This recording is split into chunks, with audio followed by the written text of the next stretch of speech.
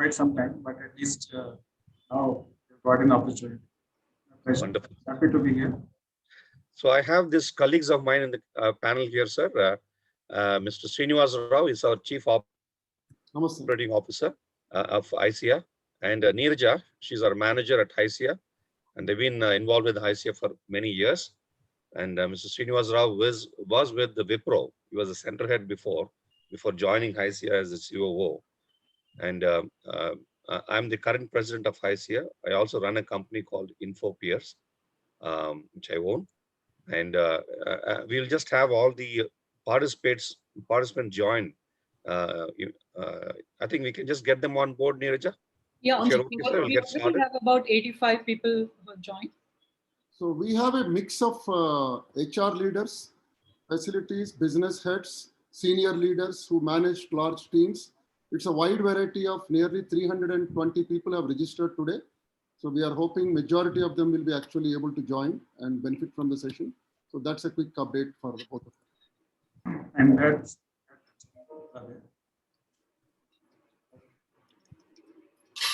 yeah, Neeraja can get started. Yes, Bharani. I think we are ready. It's 3:02, so we can start, Bharani. All right. Very good afternoon, ladies and gentlemen. This is Bharani Arol, President of ICIA. First of all, my apologies that we're just starting 2 minutes late. Nevertheless, we have all our guests, of the panel here, and welcome to this session that is being hosted by ICIA. This is titled Interactive Webinar on Ease of Doing Business Implementation. A very, warm welcome to Sri Ahmed Nadeem IAS, who's a Commissioner of Labor, and Mr. Chandrasekaram, Joint Commissioner of Labor, for having gracefully accepted and joined the call today, the session today. So as you all know that the government has been very, very proactive and have been very supportive in terms of bringing about various reforms in doing business here, particularly doing business very easily here in the state. And Telangana also has been kind of faring very well in terms of ease of doing business. So in that direction, gentlemen that you see here, right, they have worked so hard to be able to bring about a lot of reforms in the Labor Act, particularly the laws, state laws, to make all the organizations, like say compliances and also the labor laws compliances very, very easy. So we will just have our labor commissioner who just give a kind of a brief introduction and also his delivery speech. So following that, Mr. Chandrasekaram will give a presentation on what are the expected changes that they're actually making to be able to make things much easier in all the state laws that is relevant to the labor. So I think with much ado, I would rather request Sri Ahmed Nadeem IAS to take over from here. Once all these presentations are done, we'll have a session for Q&A. And I would request everybody to contribute by asking questions and also giving some thoughts, which might just definitely have a lot of impact to the IT industry in particular. And eventually the new laws are going to be coming into effect maybe once the draft code is released, and they'll request for some suggestions, ideas, whatnot. And then after that, it'll come into effect. So I think this is a great opportunity. And I thank you very much, both you gentlemen, for having agreed to come over despite of so much of, your busy schedule. And having you here in ICS session is a wonderful, wonderful opportunity for us to deliberate on this very important topic. And thank you very much, Commissioner, sir. So I leave it to you now. Please take over from here. Yeah, thank you, Mr. Bharani, and good afternoon to all the participants of the Hyderabad Software Enterprises Association. It is indeed my pleasure to be interacting with you today through this web conference. And I've been, in fact, as I was telling Mr. Bharani, I was very keen to meet, but so far somehow it did not materialize. So indeed, it's a pleasure for me. And so, Mr. Srinivas Rao, Ms. Nirja, and all the participants today, and of course, Joint Commissioner of Labor, Mr. Chandrasekharam from our department side were all participating. And as I can see, 128 participants are already there. So very warm good afternoon to all of you. I will be this conference for about half an hour, to 3:30. I have a meeting with the Chief Secretary, so unfortunately I will have to leave at around 3:30. And from there onwards, Mr. Chandrasekharam will anyway be continuing the end of the meeting.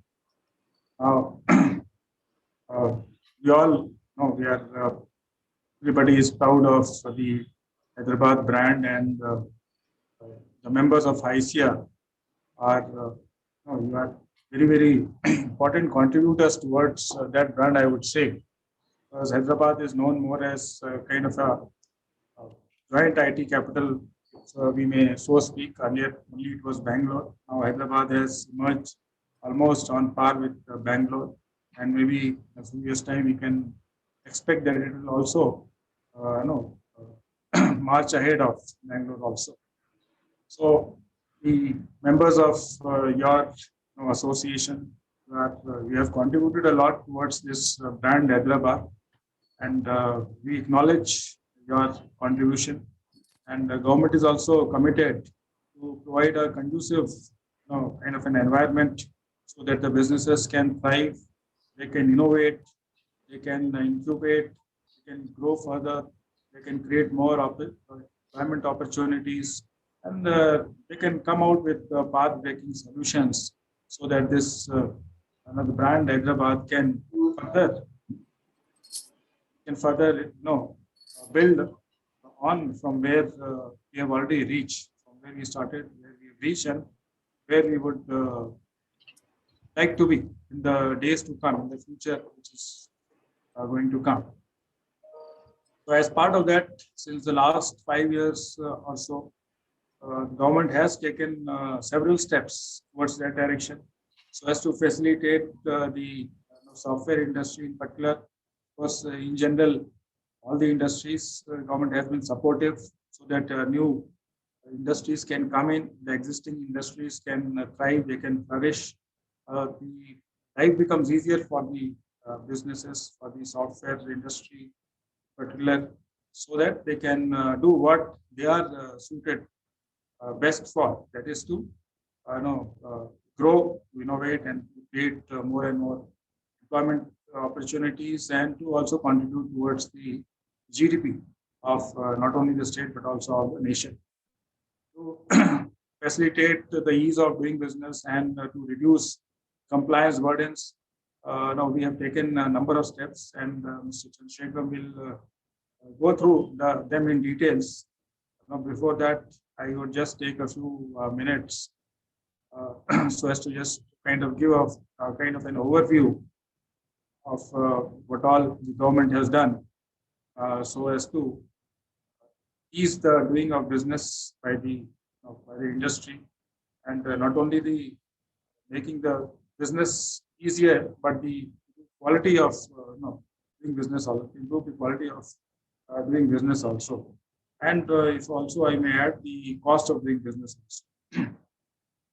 Now, as a first step, we have identified all the pain points which have been there. We have taken the feedback of the industry, and the industry has also been very, very proactive, if I may also add, to in a very positive way come forward and to suggest what are the reforms, what are the changes which ought to be brought about, so that the businesses can do the business in a better manner, and to grow and to provide more employment opportunities and to contribute towards the state GDP.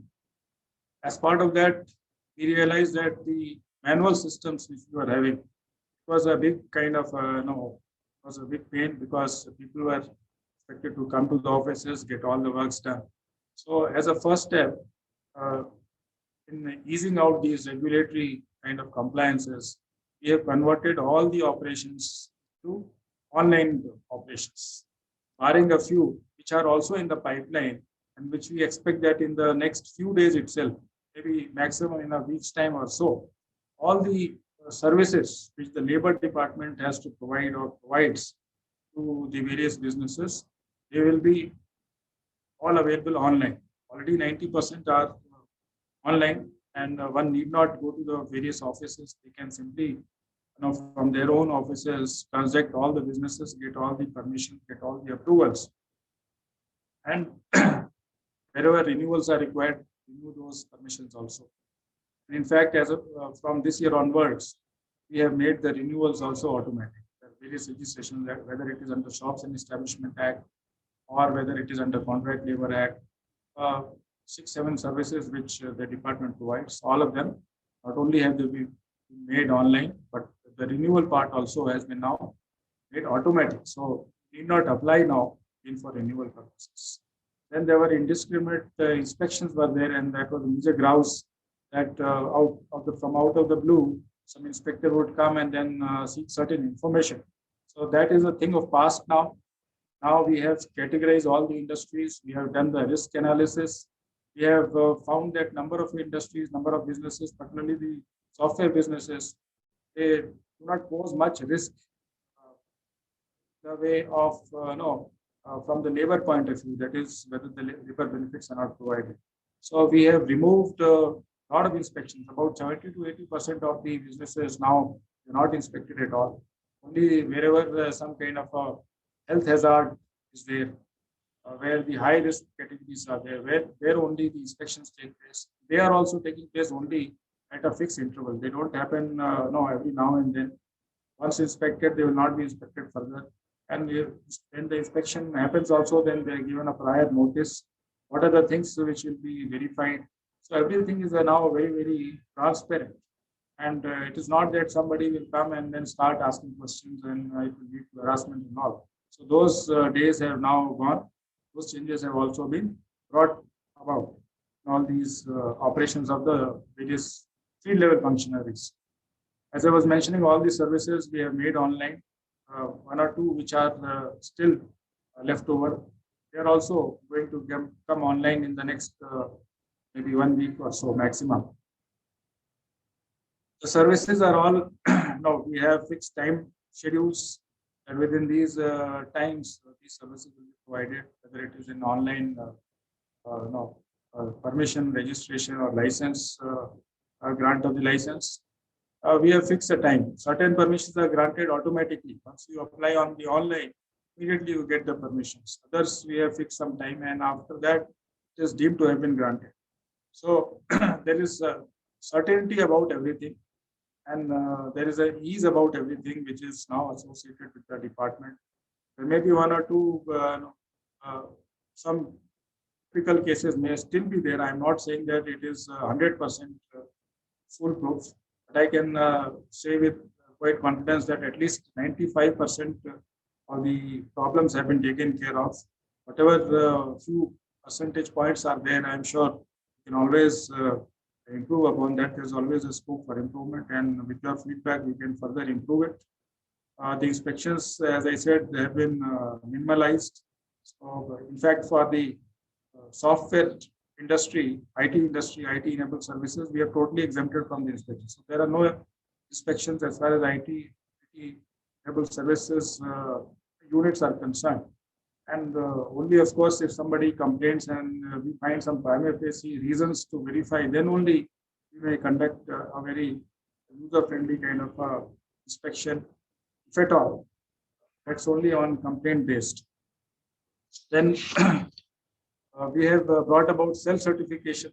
So the units can self-certify that they are complying with the various labor laws, regulations, or the compliances. We are very happy to accept their self-certification. The returns, which there were several returns which were to be filed, and that too manually, now we have combined into a single thing, can be filed through online. The payment of fees can be made online. So all these services, including now filing of the returns, has been made online. The registers, etc., you need not maintain physically. Most of the firms, they have the HRM modules. From there itself, the reports are generated, the registers can be generated. They will be in the digital format. That has also eased out the burden of maintaining various manual registers, etc. And as far as IT-enabled establishments are concerned, not only the inspections from the inspections have been given, exemption from the inspections has been given, but apart from that, several other exemptions also have been granted by government by way of a special GOMS number 25, as you know. Earlier it was there for 5 years, then again it was exempt, and now further extended from 25th July 2019 onwards. The opening and the closing hours now they have been made flexible. Then the daily and weekly hours of work have been made flexible. It's now between the employer and the employee. So with mutual consent, the working hours can be fixed. The number of hours per day can be fixed. Subject to, of course, the overall restriction of the weekly working hours and the grant of weekly holiday. So the holiday can be granted any day now. Then there is a special provision for young persons has been given so that they can work early in the day or late in the night. Even for the women employees, the permission has been granted to work up to 8:30 p.m. provided, of course, some safety measures being provided by the employers. And in respect of other holidays also, there have been some relaxations have been granted as far as the IT industries are concerned, because we realize that your clock is synchronized not just to the Indian Standard Time, but it is also synchronized to the general the world timings. You may have to operate at odd hours, and therefore the services also need to be provided accordingly. And then work on some time bound kind of things, etc. So flexibility is required. Then apart from the various steps regarding the online services, recently one more initiative which the government has taken is that we have identified under various laws, all the laws put together, all the rules which are put together, how many compliances the industry businesses are supposed to comply with. And to our surprise, we were also surprised that some 658 compliances were listed out. Of course, some of them they were very small, such as providing a display board on the establishment, then giving notices to the employees about the day of the payment of wages, then providing the displaying of the registration certificates under the various acts in the establishments. So these are all very old kind of laws. We realize that nowadays, this world of technology, so many changes have happened. We have also, the government has also now reduced the burden of these regulatory compliances. In number of cases, they have been totally exempted, of course, with some minor kind of conditions. Out of 658, about 140 compliances, they have been exempted, subject to certain minor conditions, which, of course, they are not. They're generally they are complied. Then, apart from that, about 415 compliances, which were the burden which was there on the employers, they have also been reduced by way of self-certification. Now the employer can simply self-certify, and then we presume that yes, it has been complied. Now this was also necessary because it can become a flashpoint. Somebody can use this as a tool to harass. So we realize that now the employers also they are very much they're quite keen to provide good facilities to the employees. They realize that the good conducive working environment is there. The employees they are happy. Then they are very effective also. Their productivity is also high, and therefore, in the interest of the employer themselves, all these compliance burdens they themselves comply with. There is no reason for the government to suspect when the employer is certifying that they are actually complying with all these things. Then we simply accept. We are happy to accept. So, number of steps have been already taken by the government so as to make life easier for the businesses to do business, particularly the IT and IT-enabled services, because Hyderabad is being touted now as the IT capital of India, and it has really, in the last 10, 15 years, it has grown.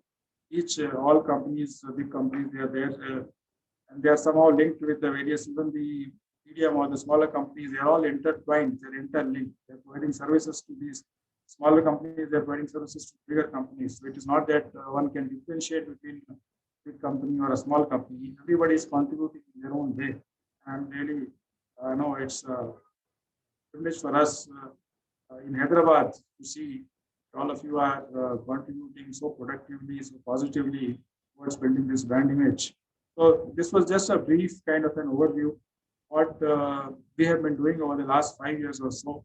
We intend to continue this in the future as well. And we would like to hear from you, take your feedback, positive as well as negative.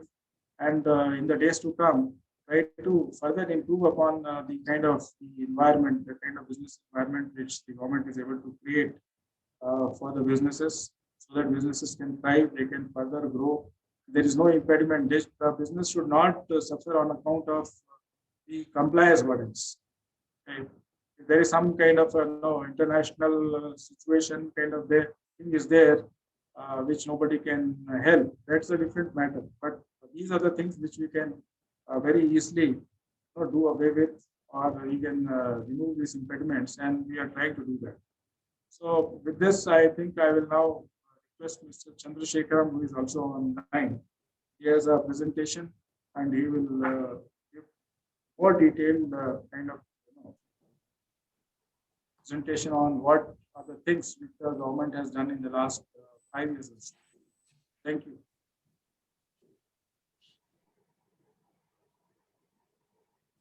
Yeah.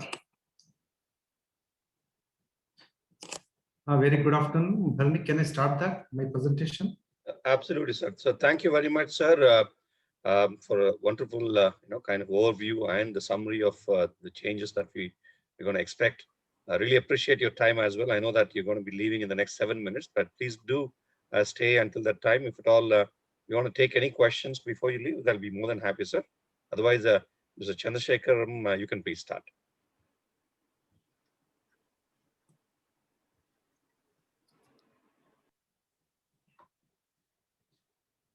Chandrasekharam Garu, please start it.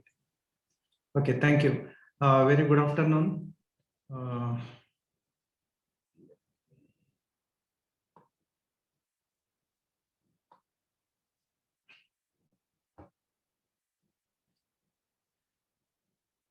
Okay, can you all see my screen? Anybody, Yes. somebody can confirm? Yes, Yes, yes, yes. you can see. Okay, that's fine. Thank you. This is Chandrasekhar. I'm Joint Commissioner of Labor. I've been working with the ease of doing business efforts in the Labor Department for the last 4 or 5 years. So I'm very well about what's happening in this. Mainly, see, the core platform which we are trying to implement this ease of doing business is IT. Okay.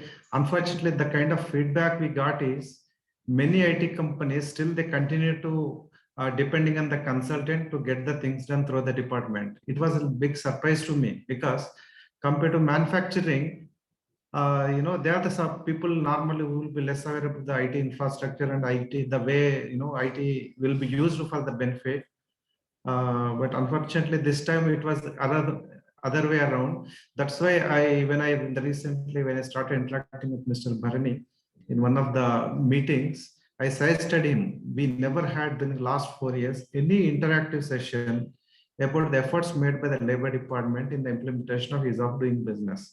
He's also very happy to welcome our suggestion and immediately took the initiative to organize this meeting, for which I thank you, because we wanted to communicate whatever we are doing all the way to all the sectors of the industry.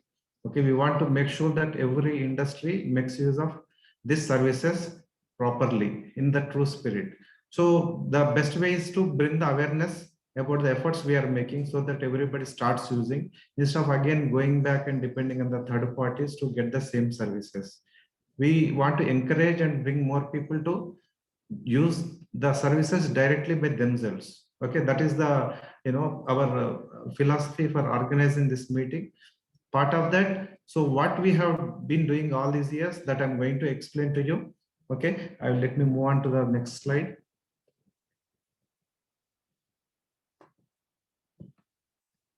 Okay, this is the introduction part. Anyway, our commissioners are, I already told you the context on which these things have become operationalized and the kind of efforts we are making, the kind of changes we have been. Ultimately, it's basically information technology enabler to make the governance more efficient, effective, resulting in ease of compliance. Okay. And also to improve the regulatory framework for business in Telangana. Okay. So all these services we are providing through our Labor Department web portal, that is labor.telangana.gov.in. This is the home screen of our Labor Department website. You can see that, and many of you are already aware.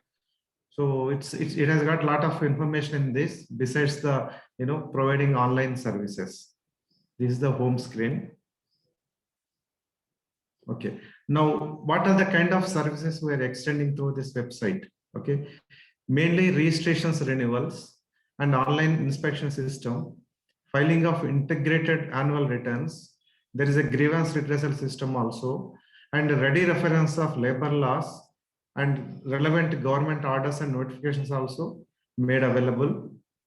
And for every service to obtain, what is the standard operating procedure or checklist, those things are made available so that you get the clarity how to go about and avail the services. Okay, even the payment of welfare fund, you can do that through our website. Additionally, we have got two schemes, third-party audit self-certification, which we discuss when the subject matter comes in the going forward. Okay, now first major service is registration renewals. Okay, this is now 100% Labor Department providing all registrations renewals through online system. Okay. Earlier, whatever the manual approval system, it's 100% dispensed with. No manual systems are existing anymore.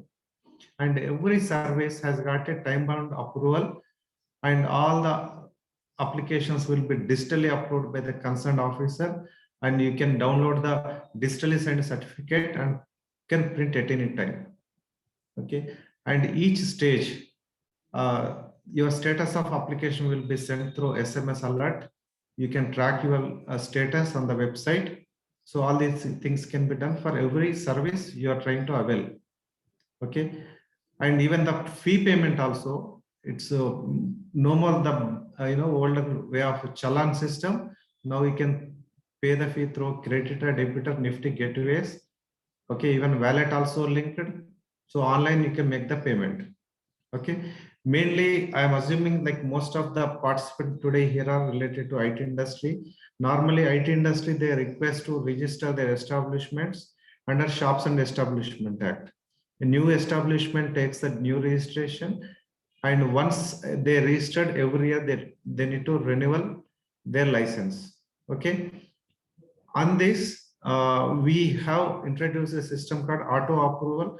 Normal, the moment you apply, you get the certificate. You need not wait for the approval. Okay, so this is most simplest thing. You upload documents, you submit the application, and you generate the registration. It's hardly in a 5 minutes job, which you yourself can do that. You need not depend on anybody. And whatever the genuinity of documents uploaded and verification are required, that will be done later on by the respective officers. Okay, so this is the simplest way we can do, because it's auto approval. No approval is required. Okay, same way, once the application is registered, once your establishment is registered, every year during the month of November and December, you go for renewal, which will also be auto renewed on payment of annual fee. You enter your registration number and it says you to make the fee payment, and immediately your certificate will be renewed. Okay, so these are the more relevant services for you. That's why I'm stressing a little more on these two services. Once again, I'm repeating you, whether registration and renewals, both are auto approval. Okay, instantly you get the approval, instantly you get the renewal payment of fee using the website. Okay, once in a way, if you require any change of address or change of something else, you can always go for amendment. That is also through online only. Okay, And other thing relevant to your IT industry is normally every IT industry will have at least minimum security, housekeeping, maintenance departments outsourced to various agencies. So such agencies normally they require to obtain the license under Contract Labor Act. And as a principal employer, an IT establishment also need to register itself as a principal employer. So the registration of the principal employer can be done online. Even your licensing of contractors also they can do through online. Even these contractors, they need to renew their license once in a year. Whereas registration is a one-time registration, unless there is any amendment, normally you don't come for a renewal again. It's a one-time registration of principal employer under Contract Labor Act. Whereas licenses obtained by the contractors, they need to be renewed every year. So such a renewal of licenses, now they're made auto renewal mode. So on payment of annual fee, it will be auto renewed and approved instantly without any without any requiring any digital signature approval process from the concerned officer. So this is the easiest thing we can do, because yeah, hello.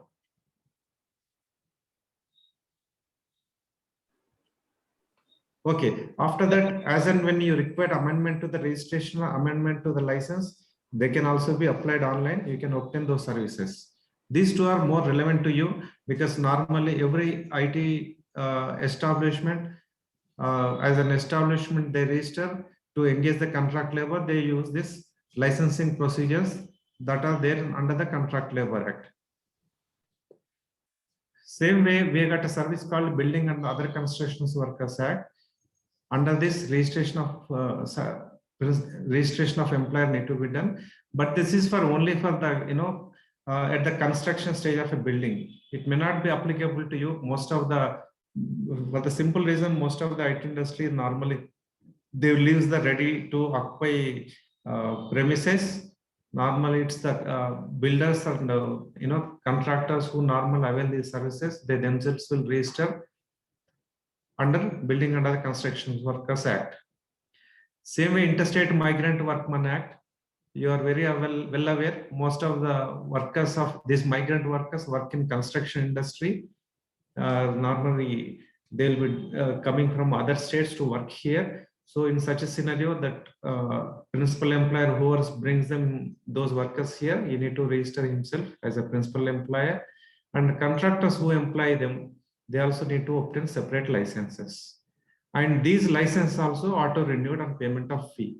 Once in a year, when they come for renewal, it will be auto renewed. No need to come to the office. It will be automatically renewed. Same way, Motor Transport Workers Act. Probably little it's relevant to you because I don't know, these days it might have come down, but it's the most of the tours and travel companies who engage cabs to get the service to bring the employees to the work site. Normally that kind of companies, tours and travel companies, they register themselves as a motor transport workers establishment under Motor Transport Workers Act. Normally they register it with the Labor Department. Actually, in fact, only if you register with the Labor Department, then only you will get the permit license from the Transport Department. In the back end, they are linked with each other. Without Labor Department registration, they won't even get the permit to operate from the Transport Department. So that is the key point here. So because it's online based and it's linked with each other database systems, so this way we are ensuring that no transport undertaking is operating without labor license. Okay, this is like a one-time thing, and subsequently whenever it's they apply for a renewal, it will be auto renewed.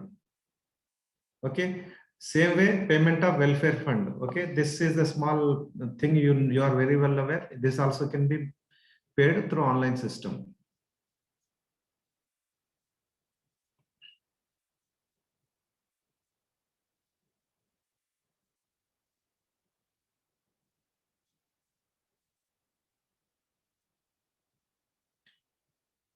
Okay, now I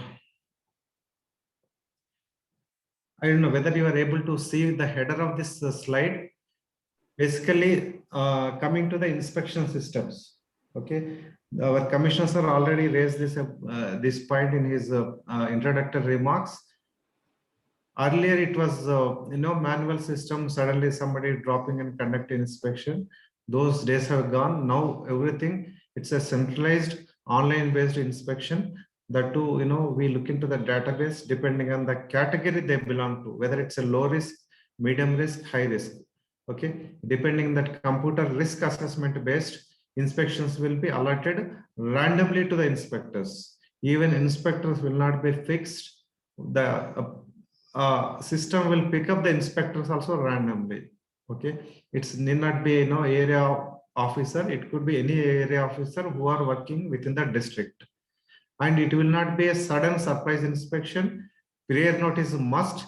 Only on serving of prior notice, an officer is expected to go for inspection. Okay, and even whatever during the inspection, if there is any violations noticed by him, he need to raise the notice. I mean, the inspector need to raise the notice through online system, so that soon after his submission of his report, normally it's a 48 hours time is given. You get alert note about the availability of notice. So you can look at the notice and you can submit your reply within 2 weeks. You will have 2 weeks time to submit your reply. Okay. So that too, you submit all your replies online only. You just upload in the online system as a reply. Okay. That is one. That way, it's like, it will not be, we are trying to reduce the interaction with the department and the establishment. Whatever the communication correspondence that need to happen related to the inspection, it will be through online system only. Okay. And also in respect of factories, especially to minimize the inspections between the factories department and labor department, we are also implementing the joint inspection concept, where labor and factories department officers will go at once and as a single inspection to complete the process. So that way number of inspections in a year for an employer will come down. Of course, though we are trying to regulate everything, there is an exemption. That is, whenever there is a complaint from an employee or any trade union about the violation of any any law by the employer, in such cases, only on approval of Commission of Labor. Okay, even whatever the complaint, it's not necessary. If a local officer gets, he can straight away go for inspection. No, it has to be sent for the approval of Commission of Labor. After judicially examining the complaint, if he is satisfied, this need to be inspected at a special case as a surprise inspection. Then he will issue an order. Basing on that order only, one can come for inspection. Okay, so this is like inspection concept, how we are doing conducting the inspections through EODB process. Okay, in the very beginning, I told you put like risk categorization. What is this risk category means? Basically, the one with less than 30 employees, we treat it as a low risk, and 31 to 100 establishments, medium risk, and establishment employing more than 100, high risk. This category mainly distinguishes the period of inspection. Like if you are into high risk category, your establishment can be inspected once in 2 years. If it is a medium risk category, it will be inspected once in 3 years. Okay. And if it is a low risk, once in 5 years. Okay. Only thing is there is a building and other construction establishment, that is construction establishments, and BD and cigar establishment, non-BD rolling industries. So these are all categorized under high risk without reference to the number of workers.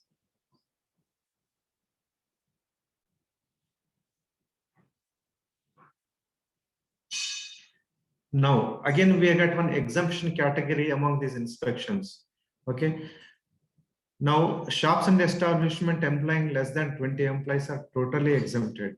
Same way, motor transport workers units employing less than 20. And contract labor establishment employing less than 20. Migrant workers establishment less than 10. even factories which employs less than 20 workers. Basically, all these small units are totally exempted from inspections. Okay. However, there will be a complete blanket exemption is given. That is star hotels. You know, I am highlighting here information technology and information technology enabled service units. So this category is treated as exempted industry since very long time. We continue to implement the same, but only thing is any IT company, because I am observing some IT companies still getting allotment of inspection through online system. My suggestion would be, if such an inspection comes, you just tell them ours is exempted category, do not inspect. Why this is happening means many companies, when they're applying for registration online, they are not choosing the right category. Okay, there is a clear-cut category is there, IT and ITS establishment category. If you choose, you will never get a allotment of inspection for your establishment. But you know, practically what's happening, people are simply selecting others. So that means they don't know. So in such a cases, you know, we are getting reports that some IT establishments are also being allotted for conducting the inspection. And our inspectors also, without verifying the facts, they're straight away conducting inspections. Normally, it's not required. Okay. So in such a cases, my suggestion would be, please tell them ours is exempted category. Knowingly, unknowingly, even if they come, normally they will honor it. Otherwise, you can bring such facts to the notice of higher officers. Okay. Same way, export-oriented units, biotechnology units, and tourism promotion units, these are all exempted category establishments. Same way, low-risk establishments who opts for self-certification, and medium risk establishment who opts for third-party audit, they are also exempted. Similarly, startup companies up to 1 year, if they file a self-declaration, and even they will be exempted, and that exemption will be continued even afterwards if integrated returns are filed through online system. So with this, the main point is the information technology enables ITES industries, including BPOs. So all these companies are exempted from conducting inspections. But if there is a complaint, there will be an inspection. Okay, in the previous slide itself I have shown, if there is a complaint from any employee about the violation of any law, based on the orders of the commissioner, it can be inspected and action can be taken. So this has been our policy for a very long time in respect of IT and IT industry, that we are continuing that.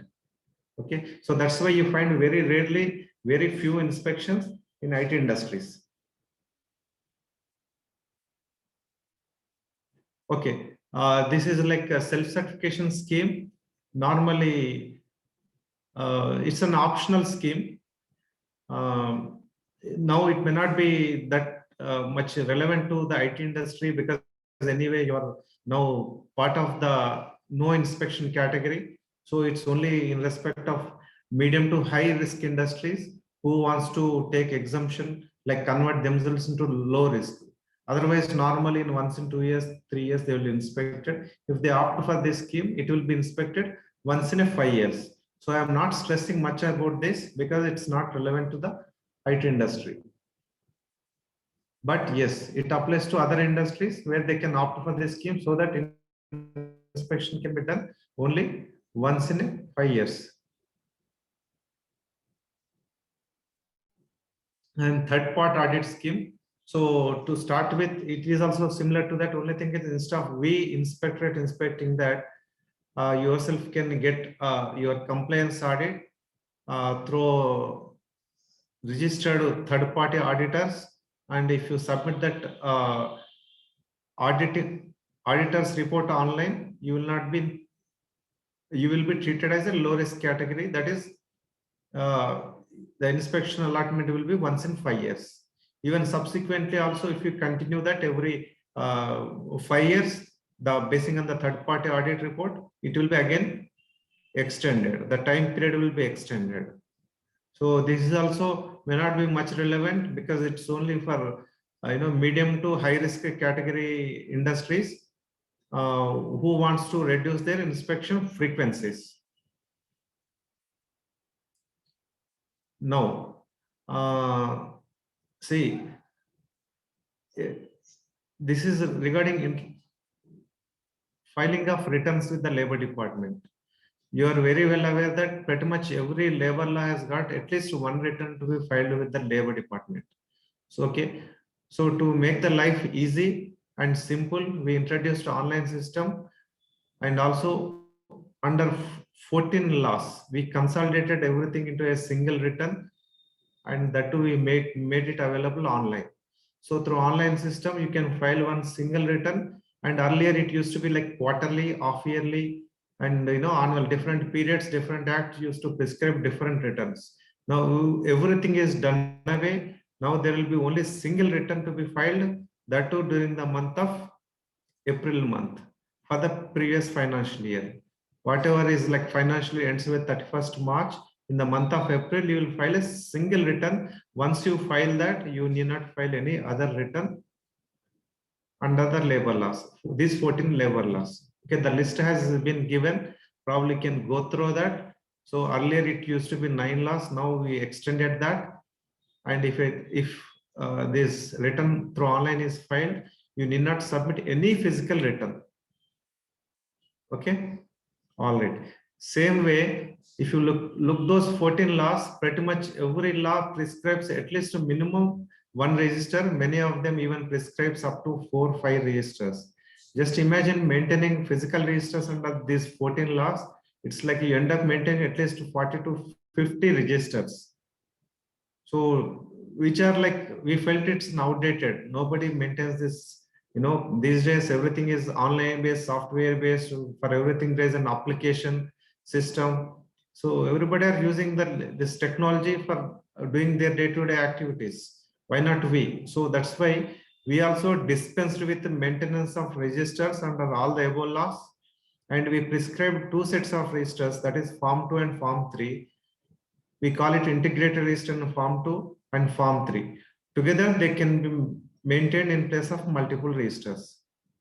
Registers are also allowed to be maintained in electronic format. See, the key point is you need not maintain even these 2 registers in a physical format. They can be also in an electronic format. Only thing is, as and when needed, if it is insisted by the inspector of the area, you just print and give the copies of the registers, okay, through your online system. So physical maintenance of registers is completely done away with. Now, these are the special provisions related to IT industry. You are aware that since 2002, these exemptions are given to IT industry. Recently also, by GO number 25, the same exemptions are renewed. The latest GO issued on 25/7/2019. These exemptions are valid for another 5 years. Actually, these exemptions are given as part of the IT policy of the state government. So because other establishment, the way other establishment functions, IT establishment function is slightly different. Most of the IT establishment normally they work for the overseas clients. They need to have a lot of flexibility and sometimes to match up the timings of the other countries. So keeping those special needs of the industry, the government has decided to give exemption under certain sections to the IT and ITES industry under the Telangana Shops and Establishment Act. Okay, so like what are they? So you are very well aware that Section 50, opening and closing hours. Okay, normally it will be standard opening and closing will be 8:30 to 8:30, but in your case, no, that is exempted. Okay, similarly, daily and weekly hours of work. Okay, normally there will be 8 hours, work day, and beyond that, if you extract work, there will be overtime work and all those things are there. So that is also daily and weekly hours restriction also done away with that. That is Section 16. And a special provision for young persons. Normally, this may not be the this won't apply much because it's the young persons means the employees who are between 15 and 18. It's basically initially they thought as a students, as a interns, they may work in some companies. So in such a cases, there should not be any restriction. So those restrictions also removed, but it's a very few cases you will see these kinds of things. Mainly section 23 deals with the working hours for women employees. In a normal course, women is supposed to be allowed to come to work only between 6 a.m. to 8:30 p.m. Okay, beyond 8:30 p.m. you are not supposed to call any woman employee to the work. But unfortunately, many BPS and ITS, they're required to match up the overseas timings of their clients. So keeping all those things, exemption under this section is given. And that too subject to certain conditions. Same way, section 31 talks about other holidays. Means normally every establishment requires to give a public holiday, 9 holidays, that is 5 national holidays, 4 festival holidays. Okay, so those holidays, every establishment need to be compulsorily closed. Okay, so an exemption is given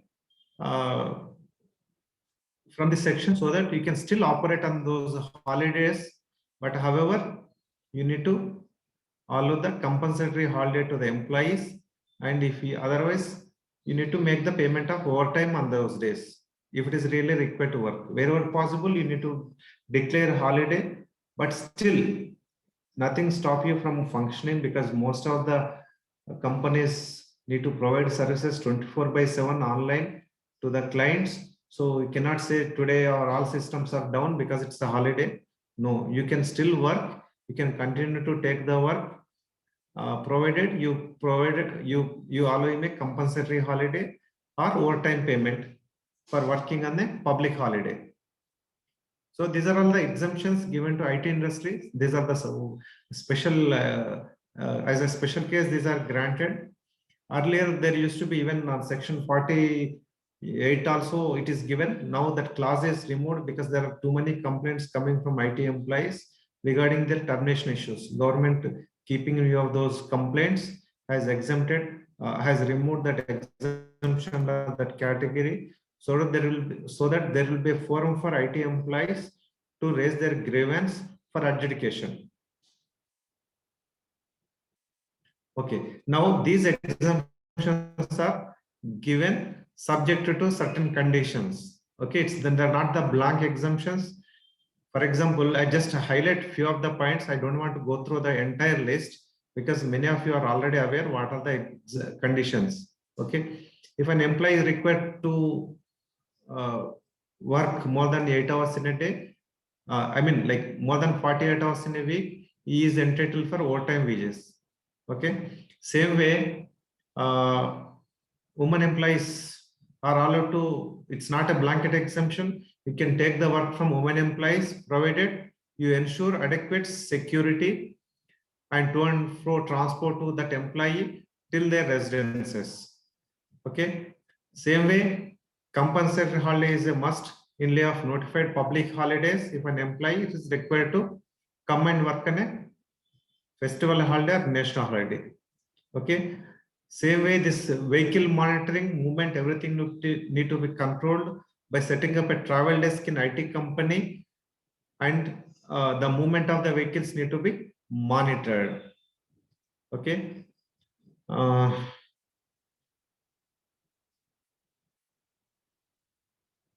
Okay, and part of it, a general exemption also given from maintenance of statutory registers in hard copies. It's a blanket exemption. We have been giving to IT industry since very long time. If you maintain soft copy, that is sufficient. Okay, so under these conditions, the exemptions mentioned in the previous page is given in respect of the IT industry. Okay, so now the latest thing, okay, reduction of compliance burden. Okay, Now, in the recently also, we held a meeting at Chennai Institute with industry bodies. So we discussed discussed with them, and we received few suggestions also from them. By including everything, we identified total compliance burden about 658. Okay, when we checked up, about 103 are already complied.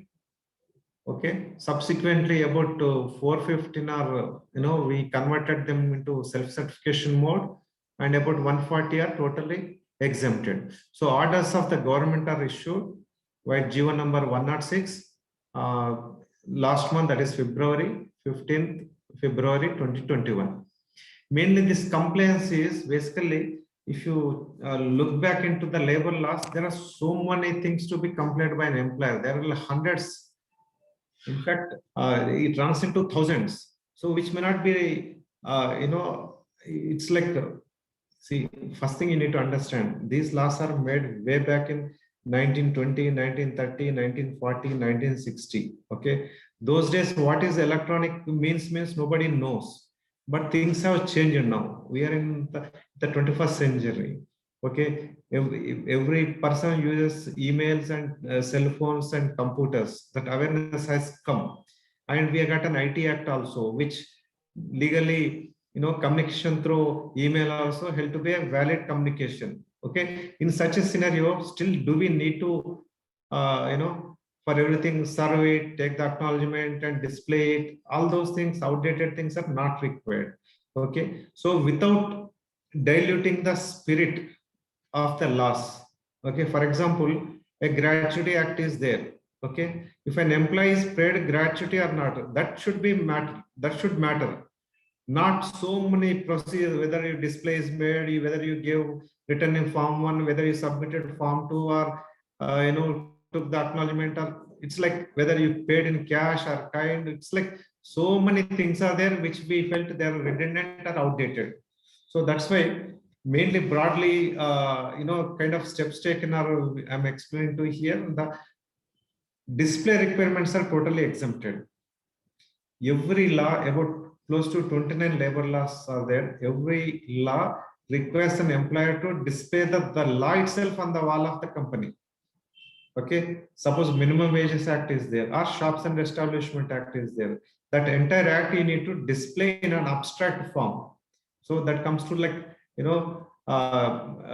it easily 6 by 6 feet space it occupies one law, on a wall. Just imagine you require to display such laws in 29 laws in one place. Probably you need to allocate one big wall for this displays only. So which we thought there are outdated concepts, because now the laws are available anywhere. Just you Google it, you get the law copy. Why do you need a physical copy to be displayed in your premises? So keeping these facts in mind, we exempted display requirements. Okay. In the similar manner, most of the notices are either exempted or all have to be communicated through electronics mode. Okay. Say, for example, you get a policy change. Why do you need to keep it on a display on the notice board? Communicating through email to all your employees, that should be good enough, right? So, but many laws still prescribes giving the notice, displaying notice, taking the acknowledgement, serving the copy of such notice to the labor department, and obtaining the acknowledgement. See, all these things, if strictly one inspector wants to verify, still you can find some violations, right? Why do you want to be a guilty person? And at the same time, still old-fashioned way, why do you want to run the business?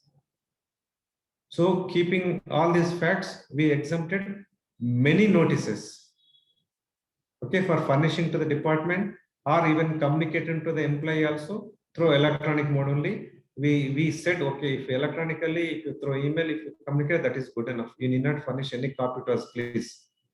Okay, it's waste of your time and our time. Same way, there are many compliances which now we introduced into self-certification mode. If you file a online compliance saying that, okay, I have implemented that, I am following that, I'm paying bonus, or I'm allowing leaves to my employees, that is good enough. You need not send a return separately. So for every complaints, there are like many returns to be submitted, intimation to be given. Why? See, for example, there are 9 holidays need to be given to an employee. You get a flexibility if you allow one additional holiday. Again, that list need to be furnished to the inspector of the area. Okay, I'm changing my holidays, I'm giving these days. Okay, as long as you are allowing minimum holidays for your establishment, and if you same thing, if you file online self-certification, you need not file any other returns, any physical intimations. Okay, so this is the concept. This is the new thing. Since last 1 month we started working on that, and we already started working that many things we got changed. Even we obtained the orders of government also for its implementation. Okay. Similarly, filing of online single integrated return. There will be one single return that anyway I explained previously. So basically, at the end of the day, burden of complaints is reduced or simplified to the industry without affecting the statutory benefits to the employees. Okay, we are not saying don't pay bonus, don't pay gratuity, or don't pay wages, don't pay overtime. Benefits still existing. It's no way, we're taking away the spirit of the law. Only we try to simplify the procedural aspects. Okay, so that is the thing. Now, okay, what are the reduction of compliances act-wise? Here you can see that about 13 under 13 laws, we identified each law as you can say contract labor about 73. I will only read out the ones that are relevant to you.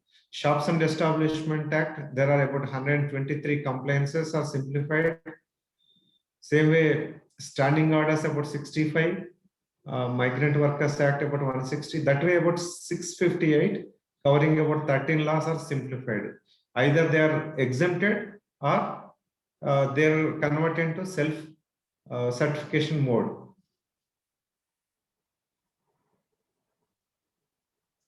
Okay. Now, this my presentation is over until this time. So Chandrasekharan Garu, thank you very much, and a wonderful presentation. And you brought about so much of insights into the compliance parts and how this could be made simpler. And I think Telangana, government has pioneered just maybe is a trendsetter in this kind of reformation that you've done. And thank you very much, particularly you, for having taken a lot of efforts and initiatives towards helping the IT industry. And ladies and gentlemen, just to also let you know that Mr. Chandrasekharan Garu has been very, very supportive of the IT industry, thanks to his IT background as well. And he understands the challenges that we face, particularly as an industry, and how different we are as compared to the other industries. And even during the shutdowns or any kind of situations that warranted business interruptions, at that point in time, he was very, very helpful. He was very understanding. He kind of, helped us continue our business operations without major hassles. Sir, thank you very much, Andy. We look forward to working with you. These transformations, the simplification of compliances, it makes a huge difference for the IT industry. 658 or something is not that simple. And when we were discussing, there was some lighter moments about what all we need to display in the office. If we have to display all those in the office, then I don't think we will have any space for these notice boards. So thank you very much for all this, huge transformations. And now we'll leave it to Neeraja, because I know that tons of questions coming up, and we hope we'll try and do the justice. For those which are not being addressed now, we'll try and compile the question and answers later and send it to you, all of you later. So Neeraja, please take over. Yeah, thank you, Barney. I think we have got tons of questions here. Some I feel Sir can answer them. Some I think he has already covered as part of the presentation, so those I won't take up. The first question here is, in recent days, we have seen SEZ authorities have been asking companies in SEZ to get registrations under Shopson, Clara, etc. Under SEZ authority and not with the State Labour Office. Kindly share your views if this is government intention as well, and whether companies can continue registrations with state labour authorities. Yeah, I think that's a good question. Basically, you need to understand how it all began. Okay, in way back in 2002, when AP SEZ Act is enacted, so as per the law, it should be like a single window system. Every power is delegated to the Development Commission of SEZ area. Whatever is existing in SEZ area need to be accessed through SEZ Commission. So keeping that view, in early like 2002 to 2005 and even once in 2009 also, so government has delegated even registration, renewal, licensing power to the Development Commissioner. Okay, now after bifurcation of the state, okay, those delegation has happened under the AP law. Okay, now subsequently after bifurcation of the state and even formation of the new district, the state of Telangana has issued new notification superseding all the old notifications and notified the new inspectorate for the state of Telangana. New inspectorate means new registering authority, new licensing authority. So when it's superseding, when an order is issued, superseding all previous orders, the latest orders prevails.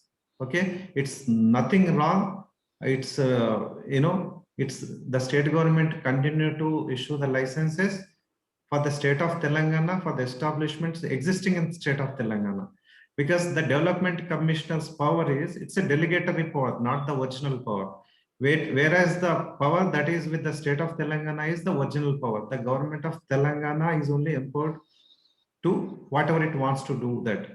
Okay, so that way it's those days it's delegated. Now we issued revised notification. As per the new notification, it's the state government which issues the SEZ licenses. Yes, we were also under little confusion in the very beginning. Of subsequently, we had some detailed examination, also discussion at higher level.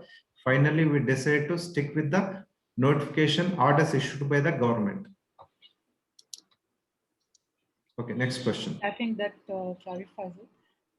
What is the requirement of overtime in the state? I mean, do all organizations need to have an overtime policy?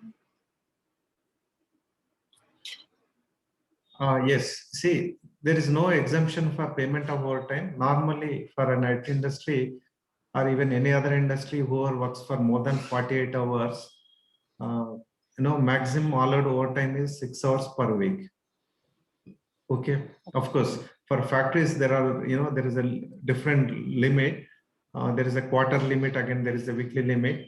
But yes, that limitation is still there. If they work overtime, you need to pay the overtime wages, which is at the double the normal rate.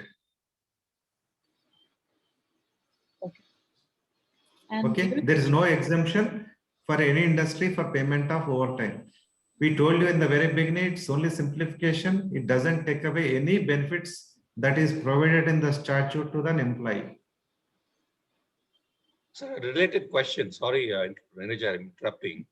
This is something that typically gets asked many times. One is there are situations where people work on a 24/7 shift roster schedule. In that situation, sometimes people work 12 hours a day and then work for 4 days, right? And of course, not more than 48 hours a week. So is that kind of acceptable? Yeah, that's very good question. Actually, the IT industry, or an exemption order is issued, right? I even referred during my presentation. In that, there is an exemption on daily, weekly, or daily hours. Okay, opening, closing hours. There is an exemption also, and the exemption condition, what it says is you need to pay overtime if an employee works more than 48 hours in a week. The key thing is, you cannot extract more than 48 hours. In a day, it could be 10 hours, still no overtime, but in no way in a week, it should not exceed 48 hours. Okay. And again, a related Yes, question. if you exceed 48 hours, you need to pay overtime. Okay. But in just case, for example, if the person exceeds 40 hours a particular week, and if he or she works for another maybe 8 hours, right? Can the person be compensated with a comp off the following week? Is it possible? See, comp off is meant for only, on a public holidays, if you ask an employee to come and work, for that kind of holidays, compensatory holiday, even in a Sunday, yes, it's a weekly holiday. If you expect an employee to come and work in a weekly holiday, yes, you can make use of that. But originally, its intention is to only compensate if you call an employee to work on a public holiday. Understood. Yeah. Neeraj, back to you. Yeah. Thanks. Sir. There's one question which says there is no expiry date on shops and establishment certificate in Andhra Pradesh. Why is it required yearly renewal in our state? Can you repeat that question? I mean, they say there's no expiry date on the shops and establishment certificate in Andhra Pradesh, but in our state, it is required to be renewed yearly. Why is it so? I mean, it doesn't look like a question. It's more like a statement.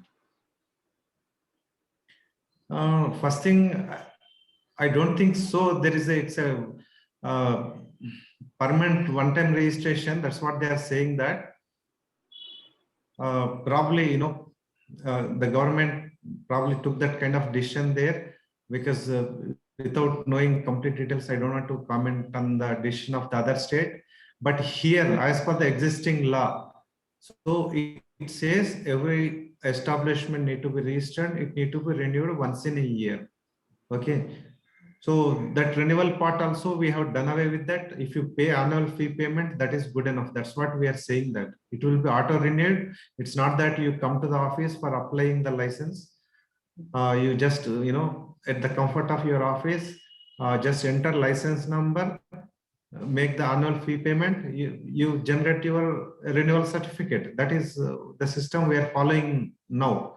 Yes, there are some states even like instead of renewing it every year, some states went for once in a 3 years renewal, some states once in 5 years. It's part of their policy. They may be implementing that. It's not necessarily it's the same law because Shops and Establishment Act is the state law. It's the totally discretion of the state government, how it wants to move forward. And there are many questions about the 4 new codes that central government has introduced, and they want to know when will they come into effect in our state. Yeah, new codes, about 29 codes are going to be replaced. Actually, we will have a detailed session probably in the month of April about this, April or May. But yes, our central government has already published draft rules under those 4 codes. It's invited suggestions and any feedback on them to refine them. Similarly, we also started our exercise. They're almost in the final stages. Now we are referred those drafts to government.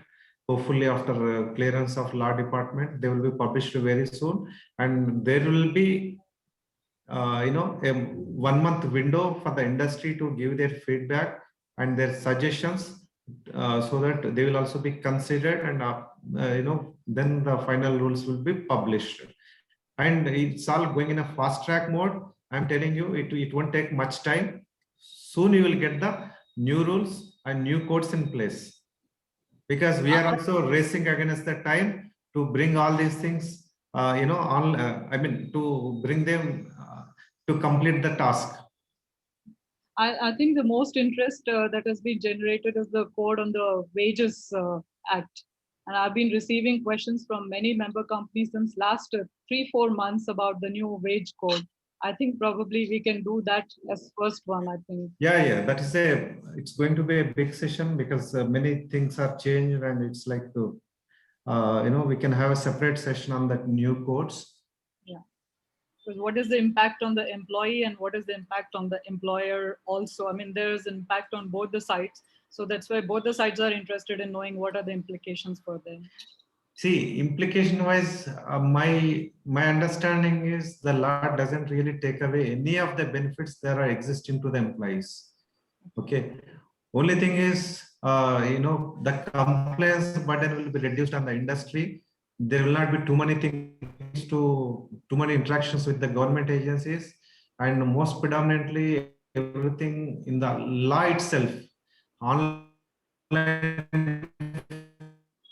filing system, online communication system, many things are minimized. So as an employer, you can expect a less compliance burden under the new law. For employee, I don't see, they need not worry that any of their benefits will go away.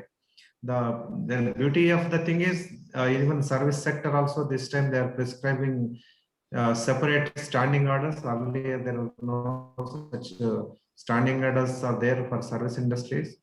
Only manufacturing industry was there. So it's basically brings in uniformity. Okay, uniformity across the establishments across the country, not related to one state. Whatever the rules they are bringing in, that applies across the India. That way we can ensure uniformity and also bring better awareness about their rights to the employees, and also awareness to the employers to comply what need to be complied. So it's like both ways. There are plus points out there. I think it's the least controversial this time. Many employers and employee associations also welcomed it.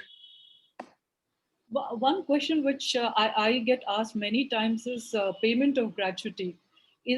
For IT companies, is it 4 years, 240 days, or 4 years, 190 days? I mean, when does an employee become eligible for gratuity? It's not 4 years, actually 5 years. Whoever completes 5 years of service, they are entitled for payment of gratuity. Okay. But in case there is a shortfall in a year, the 5th year, the number of days reduction it's allowed, but it's a standard is 5 years.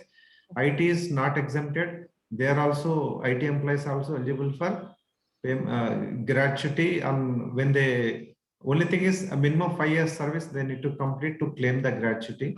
Otherwise, they are not entitled as per the existing gratuity act.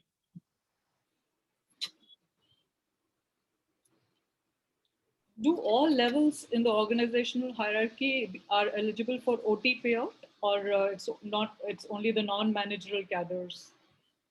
See, yes, he raised the question, answered. Basically, this overtime, for example, in respect of the IT industry, see, the Shops and Establishment Act apply to those employees who does not exercise managerial functions. So all other employees are treated as workmen. The definition of the workman itself is that. So the provisions of the law doesn't apply if he's in exercising the managerial functions. That means whatever the OT prescribed is, it is applicable to those employees who doesn't have managerial functions. Okay. So this is a very profound question. With the ease of doing business, how are you ensuring that employers are not deviating from compliances? How does a simple self-declaration and annual returns ensure that their employees are provided with all benefits, and especially in today's jobs, when we particularly see that contract employees are still deprived of basic provisions such as bonus, gratuity, and others? I don't know where this is coming from, but this is no. That's it's an employee perspective. He raised that question definitely. See, employee, okay, you make everything easy for an employer, but ultimately, see, what is the use of law if it is not enforced, right? Yes. So they need not worry about it. I'm telling you. See, procedural aspects are simplified. The spirit of the law is not taken away, and though the inspections are now conducted a much more transparent way, and still, the complaint-based inspection, complaint-based surprise inspection still existing. If an employee files a complaint, basing on that, it can be inspected. So that is not taken away. At the same time, see, when the new codes are coming, violations have become a little more expensive now. I'm telling you, penalties are much more higher in the new laws. Hopefully that works as a deterrent for many employees. I told you, right? Ultimately, the procedure aspects are simplified. None of the benefits are taken away. At the same time, transparency using online-based system, that definitely, whether in the enforcement also, it brings some kind of transparency also. That way, it can ensure better compliance. So they need not worry about this.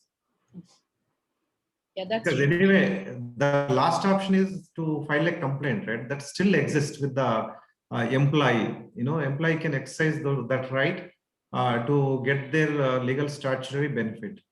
I'm telling you, see, in the recent past, during whether pandemic situation or whatever it may be, in IT industry, close to, complaints from close to 300 establishment have come.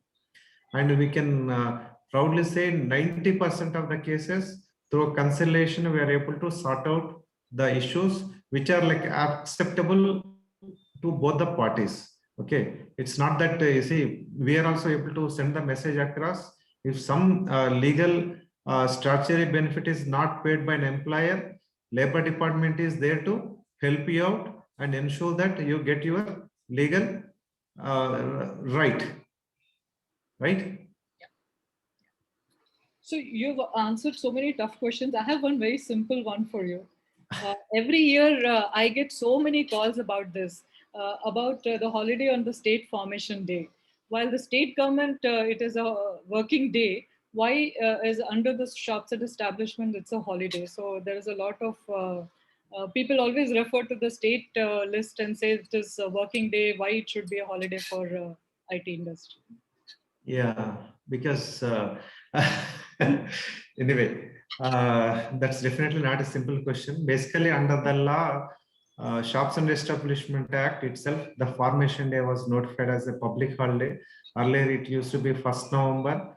Once the formation of the state has come into existence, and the same thing is amended, and the state formation day is included now. That is their strategy. It's not now new thing to the establishment. Formation holiday is there right from the 1966. Okay, even 88 amendment also it's continued. Now also it's continued. Your second question, why not to the government offices, government employees? In fact, I don't know about other departments, whether you believe it or not, we used to, these days it's, things are better, but every Sunday we used to work to enforce the holiday for other employees in private sector. Okay. Even now, if you declare a holiday on election eve or some other national holiday, festival holiday, still our offices will need to function on that day to ensure that holiday is implemented. Okay. Right. So I think others are very simple questions. Managerial functions, is it only managing the teams? If yes, what is the minimum number of subordinates? I think it's a very simple one. Actually, there is no restriction on the number or not. Basically, it says overall control that you are exercising. Okay, your managerial function and some kind of control on the establishment. If you are exercising, then it will be treated as a manager within the Shops and Establishment Act. And there is slight difference between the definition under Shops and Establishment Act and the Industrial Dispute Act. Okay, there supervisors are covered here, but whereas there the supervisor and above cadre is not covered, and there is a separate distinction between what is managerial functions or not. So its mere designation doesn't make an employee exempted. He could be sometimes, you believe it or not, a doctor in a hospital. He's a workman. Do you know that? So something like that. It's ultimately whether he's having managerial functions and control over the affairs of the establishment or not. So those things to be kept in mind when deciding that. So anyway, that question arises, there is an adjudicating forum, an employee can always move a petition there, if he is able to establish that it doesn't have those functions, he will definitely get the relief under the law. Okay. And after the new labor codes come into effect, will standing orders become mandatory? Yes, it's a mandatory. At the same time, it's not forcing. It's you can simply file an online application saying that, okay, I am adopting model standing orders. That's it. if you are okay with that. Unless if you want to customize it, there will be again separate set of procedures are there. Now it's like it's made much more simpler. You're just finding a intimation that is good enough to the inspector. Certifying officer, saying that okay, we will follow this model standing order. We don't really need any changes to that, because it's this standing orders most of the times that takes care of every industry need, but there will be very few exceptional cases depending in the kind of industry it is or the type of product it's making. Few here and there people normally go for customization of the rules, so that they will be much more relevant, much more closer to their day-to-day functioning. So that way, so unless that is required, you don't really need to go for a certification. If you follow model standing order, that is good enough. Anyway, by default, if nothing, no certification is means, by default, that model standing order still applies to you. I think rest of them, most of that you've covered in your presentation, so I would not like to ask them again. But one about notice period for employees is varying from 15 days to 3 months in IT companies. Are there any regulations or rules related to IT employees' notice period? See, the law says 1 month notice to be given before an employee is terminated, who are completed minimum 6 months of service. So 1 month notice to be given, a minimum notice. Same way, if an employee wants to resign, it's the 15 days. Okay.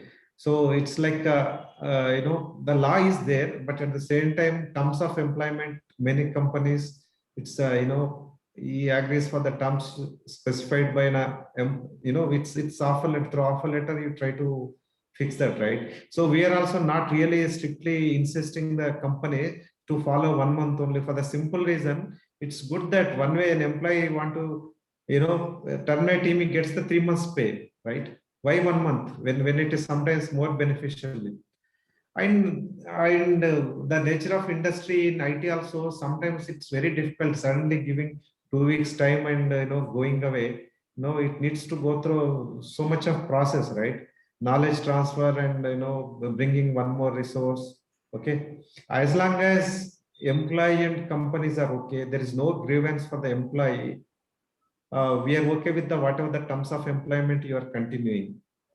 But yes, if it is disputed, if it is questioned, any agreement, if it is not in line with the law, that becomes invalid.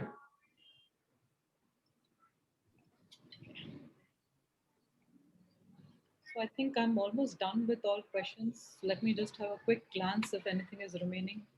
As you're saying, so no wonder why Mr. Chandrasekaram has been adding tremendous value to our Hyderabad IT ecosystem, because he has the knowledge and background.